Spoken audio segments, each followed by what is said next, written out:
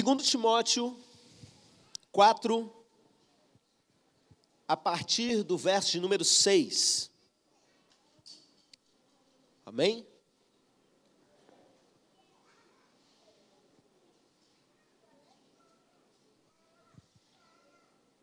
Lemos assim a palavra do Senhor. Quanto a mim, estou sendo já oferecido por libação, e o tempo da minha partida é chegado. Combati o bom combate, completei a carreira, guardei a fé. Já agora, a coroa da justiça me está guardada, a qual o Senhor, reto juiz, me dará naquele dia, e não somente a mim, mas também a todos quanto amam a sua vinda. Amém? Eu preciso muito que nesse momento você ore pela minha vida. Ore para que Deus fale com você, alimente você nessa noite, que você não volte para casa do mesmo jeito. Amém? Pode começar.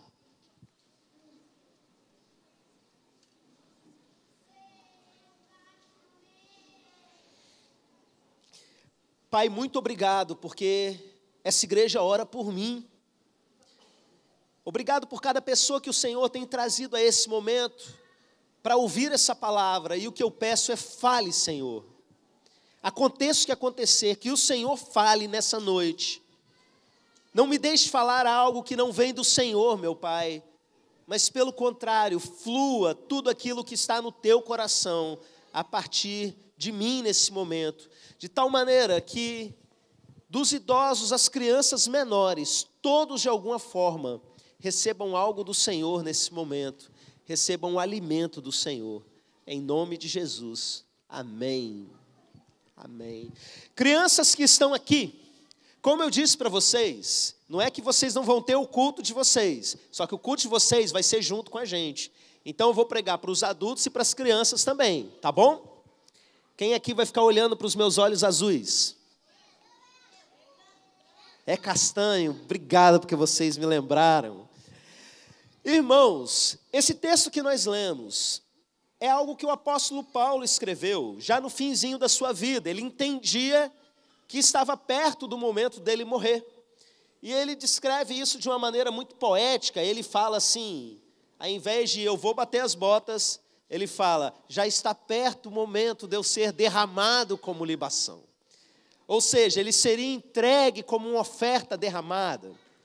E aí ele fala outra coisa muito poética, ele diz assim, o tempo da minha partida é chegada. E essa palavra partida, na língua original que o texto foi escrito, no grego, é a palavra que era usada quando alguém ia desamarrar as cordas de um barco, para o barco seguir o seu caminho. Ou a palavra que era usada para desamarrar as estacas que prendem uma barraca. Então ele não está falando simplesmente que ele vai embora. Ele está falando que ele está começando uma jornada, que ele está levantando um acampamento, que ele está começando uma viagem. Alguém que tinha consciência de para onde estava indo. Você sabe para onde você vai quando você morrer? Tem gente que fala assim, não tem como a gente ter certeza, pastor. Certeza só Deus. Paulo tinha.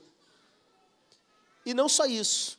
Mas a gente aprende no Novo Testamento que sim, é possível, por alguns sinais, por algumas coisas, a gente entender que nós fomos salvos, e não simplesmente seremos salvos, mas nós já fomos alcançados por Ele.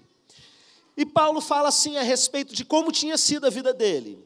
Eu combati o bom combate, eu completei a carreira e eu guardei a fé. Vamos repetir isso?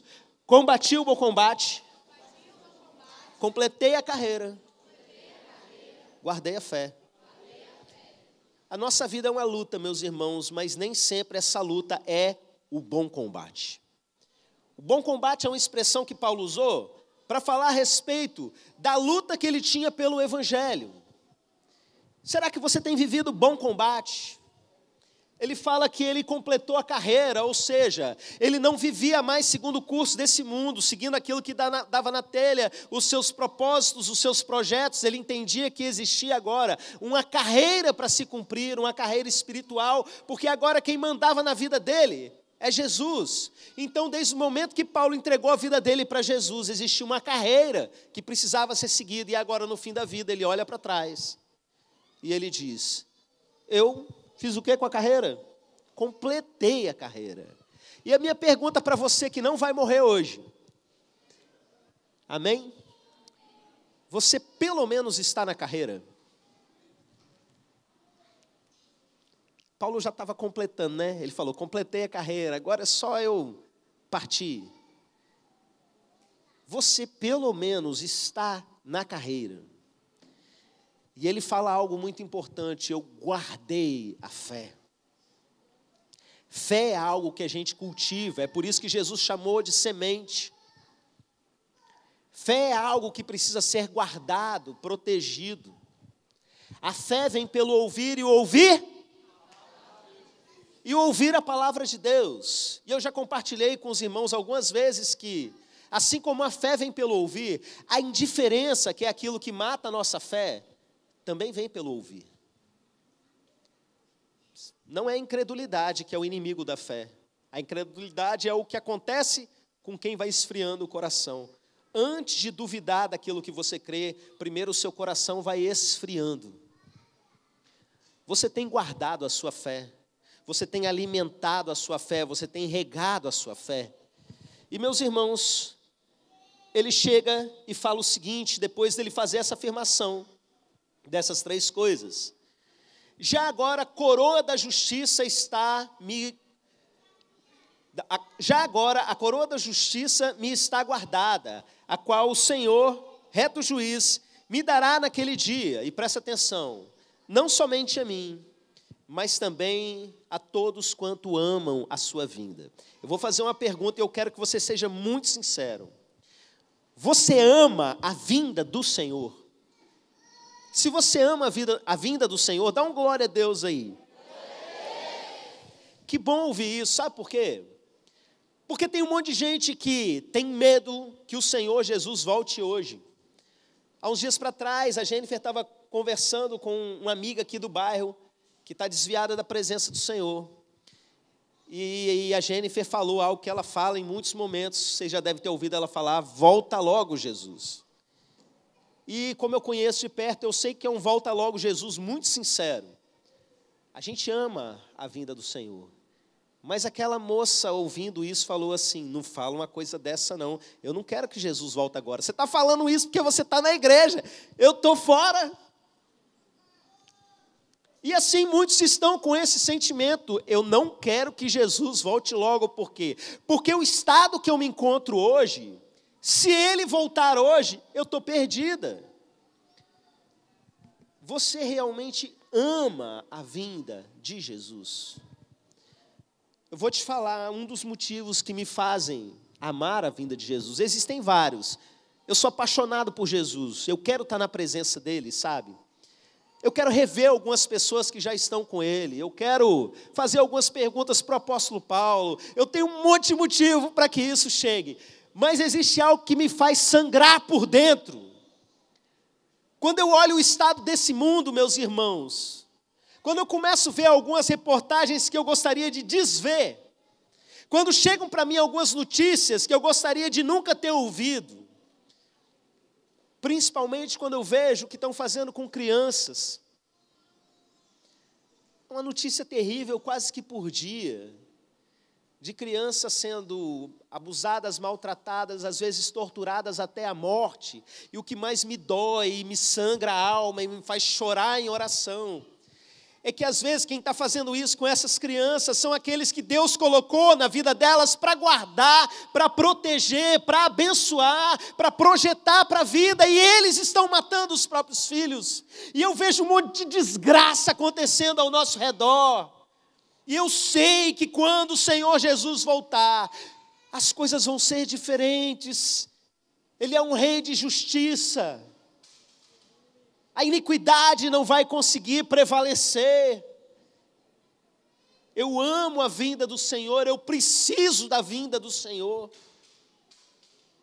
E aí, de repente, algumas pessoas pensam: não, eu não quero que o Senhor venha, por quê? Porque eu estou fora. E eu fico olhando a situação e pensando o seguinte: essa pessoa sabe que é verdade, essa pessoa crê que tudo isso é verdade, e ainda assim ela não está na presença. E ela prefere que Jesus nem venha logo, porque ela quer continuar aprontando um pouquinho mais. Ela quer continuar escolhendo a maldade um pouco mais, para ver se lá no finalzinho da vida ela resolve voltar para trás. Não completar carreira nenhuma, nem combater o bom combate. Combater o combate da vida dela aí. Eu acho um egoísmo muito grande. Se você já escolheu o inferno, um crente de verdade, alguém que foi alcançado pelo Senhor, presta atenção, ele ama a vinda do Senhor. A vinda do Senhor é solução para a gente. Paulo não participou do momento, ele morreu um pouquinho depois, mas a vinda do Senhor chegou para ele. Chegou o momento em que ele foi, realmente aconteceu isso aqui que ele diz. Ele foi derramado como libação, ele partiu na direção do Senhor,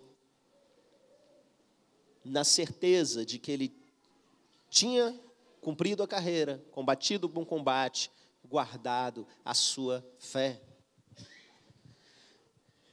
Eu me preocupo muito com vocês que creem, mas creem no sentido de saber que é verdade, mas não no sentido de modificar a sua vida nessa direção, de entregar a sua vida ao ponto de combater o bom combate, completar a carreira e guardar a fé. Para todos vocês que realmente amam a vinda do Senhor, existe uma recompensa. Poeticamente, Paulo vai chamar de uma coroa, chamada em vários momentos da Bíblia, nessa figura profética. Coroa fala de uma posição de governo, coroa fala numa posição de recompensa de vitória. Nos Jogos Olímpicos, quem completava a carreira, chegava em primeiro lugar, recebia não uma medalha, mas uma coroa de louros, um prêmio porque foi campeão. Deixa eu falar para você, que de repente não ama ainda a vinda do Senhor, porque está fora dos caminhos do Senhor. Tem nada nesse mundo que presta não, gente. Não tem nada que presta não. Você não precisa ir lá para descobrir isso não. Você pensa, não, mas eu quero ficar desviado um pouquinho mais para poder curtir. Você está escravo. Satanás rindo da sua cara, escravizando a sua vida. O que você precisa fazer é isso aqui. Vocês vão ver pessoas descendo as águas nessa noite, dizendo, olha, eu morri para aquela vida que eu tinha e agora eu vivo para Jesus. Eu estou sendo sepultado e estou agora pronto para viver com Cristo. Muda de time enquanto há tempo. Maranata, vem Jesus. Nós ansiamos pela vinda do Senhor, oramos pela vinda do Senhor, amamos a vinda do Senhor, porque para a gente a vinda do Senhor é alívio. Amém? Essa palavra de hoje, simples, direta, e eu quero orar pela sua vida. Você pode curvar a sua cabeça nesse momento?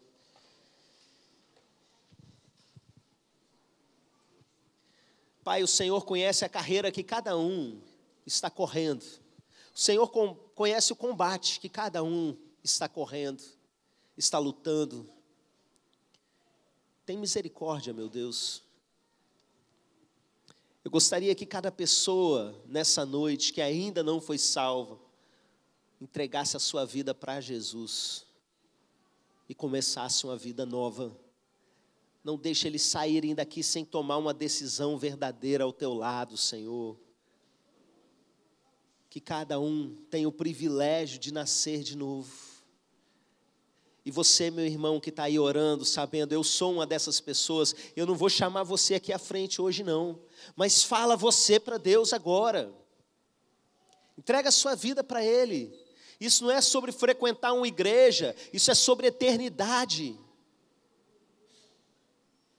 Entrega a sua vida para Ele nesse momento. Se arrependa da vida que você tem levado. Se entrega para Jesus.